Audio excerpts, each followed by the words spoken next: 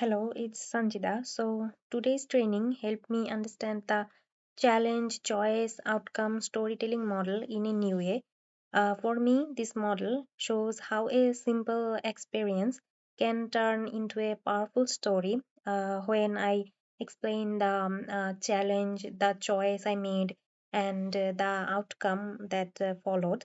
So, I feel this tool will really help me in leadership and communication because leaders often need to explain situations clearly and show how they make decisions. I can also use this method in writing my blogs, presenting ideas, and reflecting on my personal growth. So, while practicing this today, I discovered that even small moments in my life have meaningful outcomes when I look at them through the CCO lens. Listening to others' stories also taught me a lot.